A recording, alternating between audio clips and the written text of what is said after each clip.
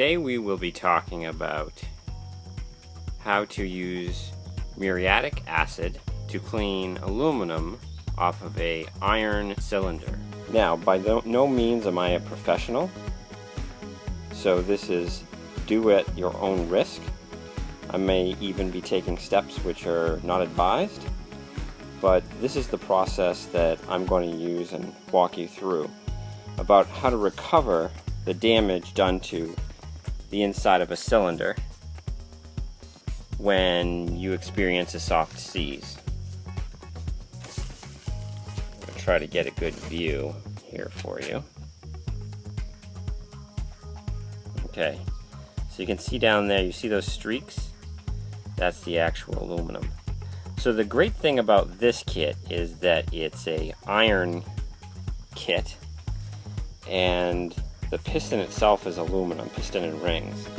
What does that mean? Well, one metal is stronger than the other in the fact that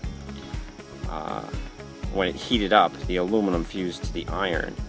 But I can use the acid that won't react to the iron, but it will eat away the aluminum, which is the piston here. You can also see the head. I'm going to clean this up. You can see there's some buildup on there. Acid. Oh, and here it is. I got this at Lowe's, approximately $8. Here you can probably actually freeze frame this and scan it if you want more info on this product. But that's basically the acid you want. It's going to react. It is extremely noxious, so that's why we have some of these safety precautions. The number one safety precaution, I guess you could say, is have baking soda on hand. This will neutralize the acid when you dump it on there. I'll probably put it into a different container so I can get it out quickly in case there's an accident. I guess number two, gloves. When handling the acid, you do not want to get it on any skin whatsoever. I'm wearing long sleeves, but that's just an extra precaution. These gloves are probably $5–6 at Home Depot or Lowe's. Look at the back and ask someone, make sure they're acid resistant. They have a little chart on the back of the package. Number three would be a mask to put over. The fumes are extremely toxic. The next would be eye protection. These are the goggles that I'm going to wear for any splashback. So here are my replacement parts. So a new seal here. This is hopefully will be the right size cylinder or piston. This is all treats. Treatland.tv. There was a Labor Day special, so I was able to get 20% off. Amazing site, and I'll put up links to all these products on the website. I have a bucket. This is what I'll be doing it over. So if any acid comes out, it won't eat through the bucket. It's rubber. I have water on hand. Again, water's not going to do it. If you spill the acid on yourself, it will dilute it. But really the best mechanism, and I might do this, is pour some of the baking soda into the water as well. But you're going to want to apply the baking soda as soon as possible. You see what you can see here is I have the cylinder in the bucket, and I've taken 2 of these kind of shop towels and put it in here. My kind of plan of action is to pour the acid into this glass container and then slowly pour it into there and then let it set. It does actually work fast, especially if you're using 100% strength. I'm not diluting this.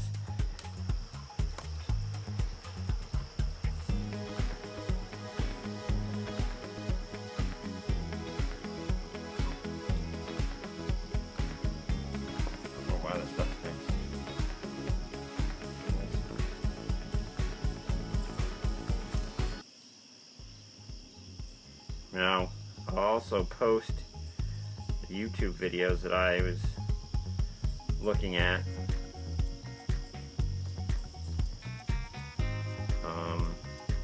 That gave suggestions. I want to get this guy soaked too.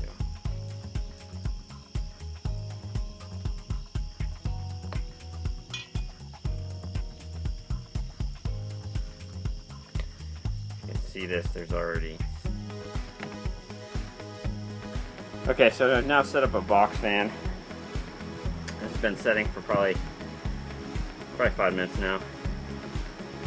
I'm actually gonna open it up.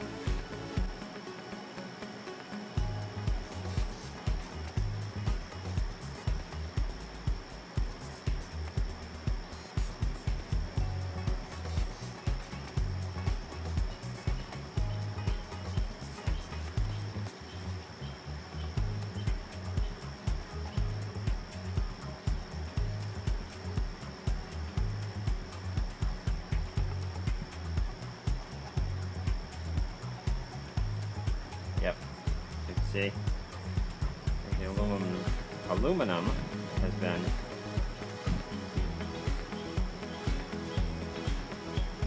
reacted with the acid. I'm going to try to do this as much so you can see it. It's actually really tricky. I want to do it right. I want to do it quickly.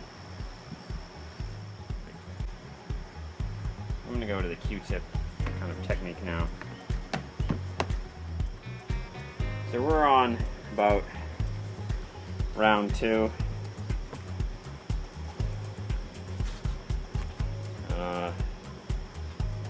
And the Q-tip works as well.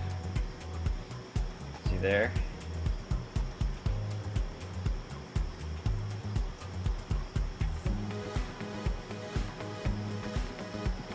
Just kind of clean it off around the edges. This technique with the paper towel seems to work really, really well. Bring you up to speed where we're at now.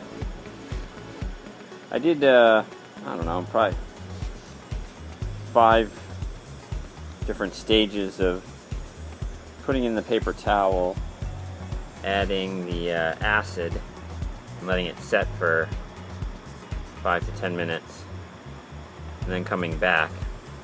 And what I've done is, I have a diluted solution, which I've just sprayed over it, the entire thing, to remove anything maybe left over, and just get another, just be overly cautious. So I've also seen blogs and videos where people use the acid to clean their bikes. Some people say it's a bad idea, but whatever. So this is the head. I've sprayed it with a diluted solution and these bolts. I'm letting them sit in there for a while, and I'm gonna spray them off with a combination of degreaser and baking soda, which I'll probably spray this guy with.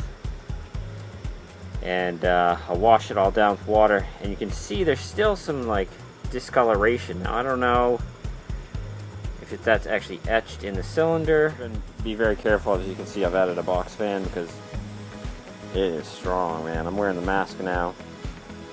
These are the gloves. I just kind of kept like a section that was baking soda, and always, you know, like coated the gloves before I tried to remove them so I didn't get it on my hands.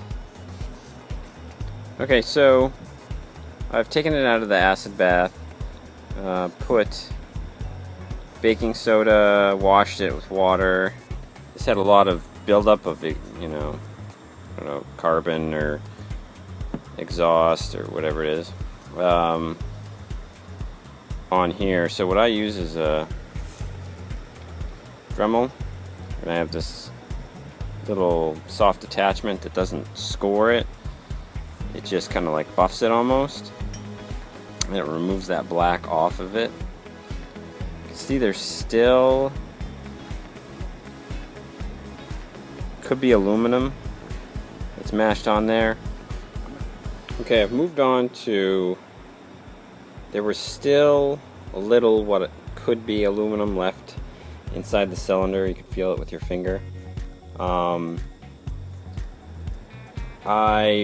Rather than bring out all the acid and everything again, which is such a chore, and you gotta put on the gloves and blah blah blah, and the mask, I'm just using this 600 grit sandpaper and adding a little water to it. I'm just taking these small amounts of it and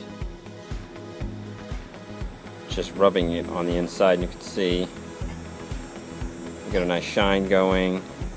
You want to go, I've been going with the direction that the piston will go. As you can see, there's still like right down in here, and it's actually pretty smooth, but in here I'll probably touch up that still is not meeting my level of satisfaction. Now we're at the stage where I'm putting the new replacement piston head in. Excuse me, piston. And obviously this is the old one. I believe that last bit I was trying to get off the cylinder wasn't aluminum, because I actually did just take a Q-tip and put some gloves on and try to see if I could smear that off, and it didn't work. So I just went back to the sandpaper.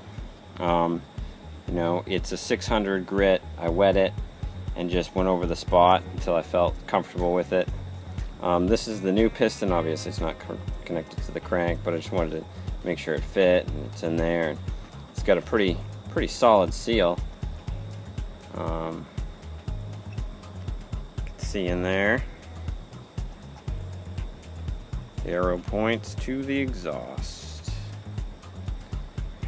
So this old one is basically, the exhaust is up right in its current position. So you can see that's where the majority of the